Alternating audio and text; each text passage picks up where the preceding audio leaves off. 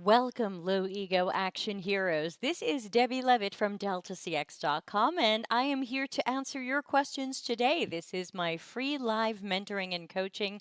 I'm happy to answer any question you have, especially ones I'm qualified to answer. You can ask here in the live chat, and we'll make sure they come up on the screen.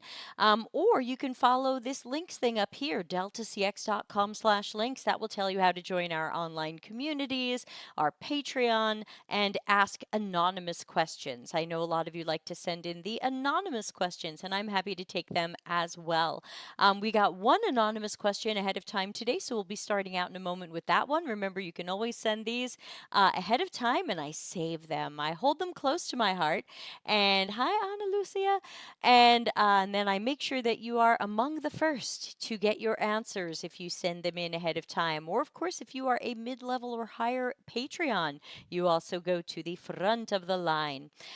Speaking of which, thank you as always to our past, present, and future Patreons, both the free tier and all of our paid tiers. I'm just happy to have everybody as part of the community.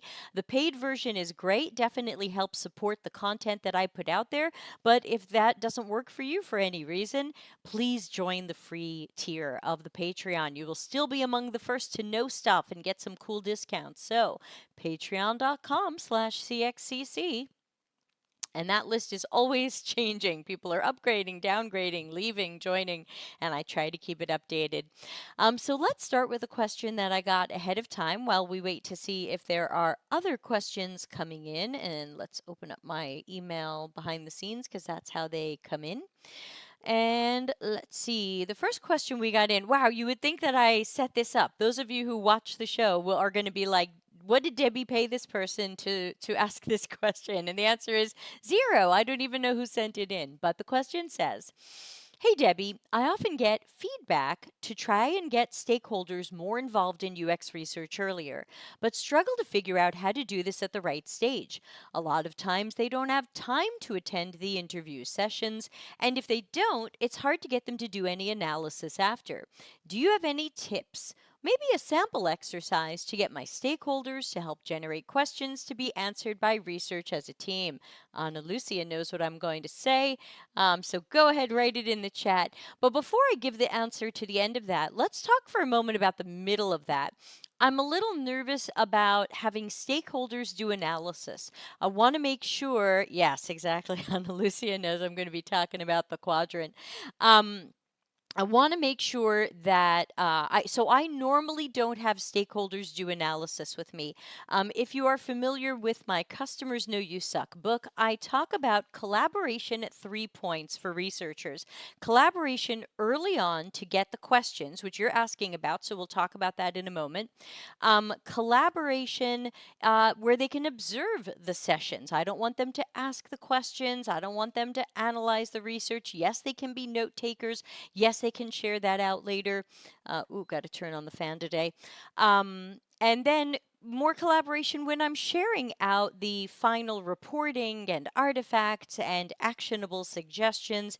So I just want to say be careful when you're talking about having them analyze with you. I just want to make sure that you are keeping control over that and you're not letting the stakeholders manipulate stuff or run with stuff that didn't really happen or skew stuff or whatever that is. So let's make sure you're keeping tight control of that. I don't include my stakeholders in that stuff. Am I blurry? Hold on. Everybody gets to see I have terrible hands that need hand cream. Please hold. Not sponsored. Hand cream, not sponsored. Where's the, there we go. Okay, so let's talk about the other part of that question, which was, do I have an exercise? Which again is such an amazing wind up pitch for this. Do I have an exercise to get stakeholders to generate questions to be answered by research as a team? Now, again, I don't recommend research as a team, but I do recommend the exercise as a team. When I do it with my clients or at my current job, I'm doing it with my outer circle, not just the inner circle of the teammates I collaborate with the most often, but everybody, which means the exercise I'm about to show you the very short version of, I do with 30, 40 people. So this is the knowledge quadrant, also known as the discovery phase knowledge quadrant, version 2, thanks to the help from Ana Lucia. And basically, I'm not going to go too deep into it right now because we have an entire video about it. So that's going to be the best answer for you, is to please go watch episode 196. Where can you find it? On YouTube, totally free, costs you nothing. CX-CC is the name of our channel on YouTube for customer experience, customer centricity. And so just go to YouTube, write CX-CC 196. You will learn everything about the quadrant, why you run it, how to facilitate it, what to do after with it. So that's the best answer. I am using that for every project I do. I'm even using it at my current day job. Every time we have a new research project, I'm running the knowledge quadrant. And I've gotten to the point where after running it a couple of times, now I have stakeholders saying to me, ooh, we're starting to think about your next study. Can you make us a blank quadrant? And then I go, oh, life is good. That is wonderful. People are actually asking for the knowledge quadrant. This is fantastic. So, yes, I find that it's something that people really get into. And again, you'll learn in the episode 196 that you can run it live, more exercise or workshop style, or you can run it asynchronously, as I typically do. It's very hard for me to get all of my stakeholders together, hard to get on their calendars. So, typically, I'm making that quadrant, putting some instructions on it, sometimes sending out a little 5-minute how to video, and giving people, in my case, sometimes a couple of days to fill it in because it's just going to be so hard for some of my top stakeholders to put time aside. So thank you for that. Over here. Thank you for that question. Super question. And oh, I forgot my cup of water. Might need to grab that later. But yeah, super question, and I hope that helps out. Definitely get in touch with me later. Let me know if you have any follow up questions and how the knowledge quadrant worked for you. So that is a one question I got ahead of time. Wow, we used to get so many questions ahead of time that the it was just full. And I think it's changed a little bit as people are struggling to find jobs. But of course, even if you are struggling to find a job or not in a job right now, your questions are welcome too. These are anonymous, and you could be anybody, and I just want to help in any way I can. People can talk about jobs. They can talk about stuff going on at their job, like this question. So, all questions are welcome. All of them. And it's no charge. And we are live. We once had someone say, like, are you really live? Really live. So let's just check. Sometimes I'm worried I'm missing LinkedIn stuff. I haven't been seeing LinkedIn messages lately. So let's jump over, just going to jump over and join my own LinkedIn and make sure I'm not missing anything. Nope, we've got a few people watching live. Thank you for the thumbs up on LinkedIn. Don't forget a thumbs up over on YouTube as well. So if you have any questions, you're next. And if there aren't any questions today, totally cool. We will just wrap it up early. But while we're waiting, let me tell you what's coming up in the event calendar, which you can find at cxcc.to/events. Tomorrow's webinar is at 3 p.m. Italy time, and we're going to talk about CX and UX creating value. That's something that people keep fighting about. We're not creating value. How do we create value? How do we express the value? We're going to talk a little bit about a question I have when it comes to creating value. Then I'm not going to be doing as many shows in May as I'll be traveling, so definitely check the events calendar. But we do have Monday, May 13.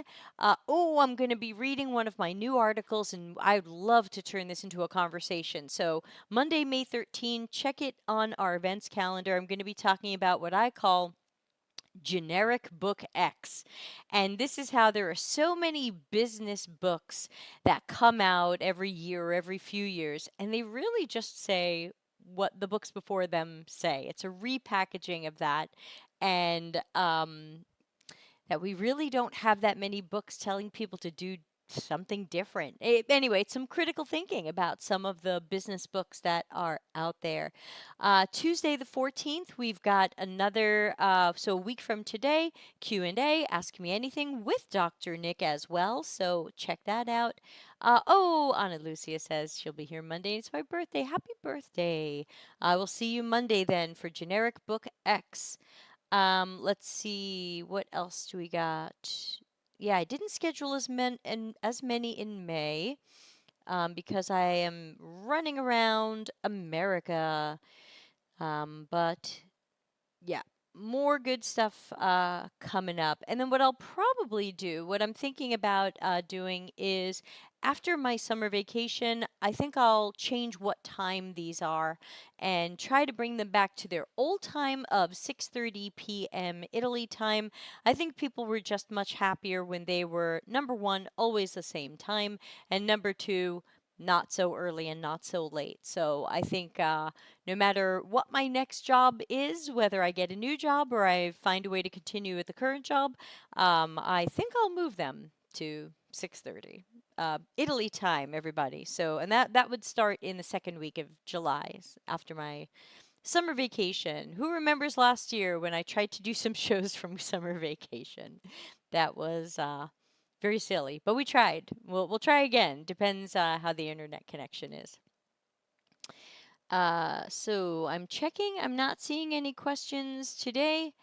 And that's totally fine. If people don't have questions, we can wrap up early. I'll give it a couple more minutes. I wish I could see stuff like someone is typing, but I don't know. So I'm just going to give everybody a few more minutes and then we can always wrap up. Hello to our handful of people on LinkedIn. If you have a question, please ask it either in the chat where your name will come up or do it at deltacx.com/links and I will get that privately as an email and anonymously. So you've got a few minutes if you'd like to ask a question.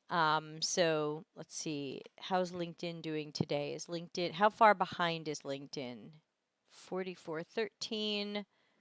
And this says 43:51. All right, about 20 or so seconds behind. So let's give the countdown until about 42 or 41. And if we don't have any fresh questions, we'll just wrap up for today. And I will go into bed because it's already getting late. And oh, I have so much flying coming this week. Yikes, yikes. So let's see. Oh, that is the wrong. I'm pressing all the wrong buttons today. I'm going to press the get ready to end the show button just in case we don't see anything coming in the next 2 minutes here on the countdown. When this gets to 41, if we don't have any new questions, totally fine. Dr. Nick and I will be here next week to take whatever questions are on people's minds. If you'd like something answered next week, even if you can't join live, send it over to deltacx.com/links. Ana Lucia, are you doing anything special for your birthday? That is my question to you.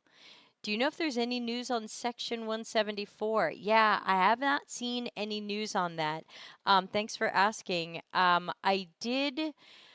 There was a way to tell Congress that I want to be updated on anything that happens with this thing. And I got a couple of updates that said it was on the calendar to be discussed, but I didn't really see when. And so, no, if that has become a law, I don't know. But really, my question is the law that the Congress was considering would technically postpone the Section 174 changes, but that makes no sense because they've already happened. So I don't know how you postpone something that's already happened. There's no time machine. I don't know what people do. And then they were only going to postpone it to 2026, which now feels like tomorrow.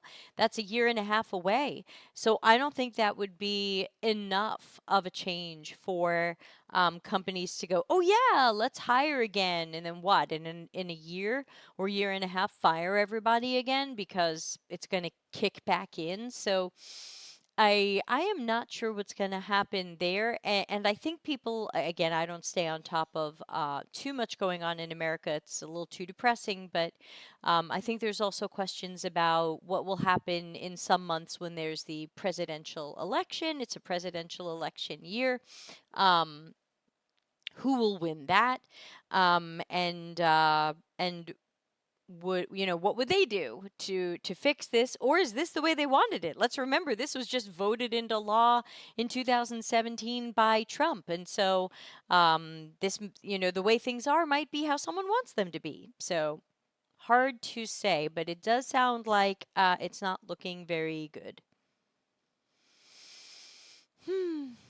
Well, we have counted down, and thank you again for the person who sent in the question. That was a super question, and hopefully the quadrant will help you out. Thanks to the handful of people watching on LinkedIn and YouTube. I will wind down for today, and oh, it'll be a boring birthday. No, surely not.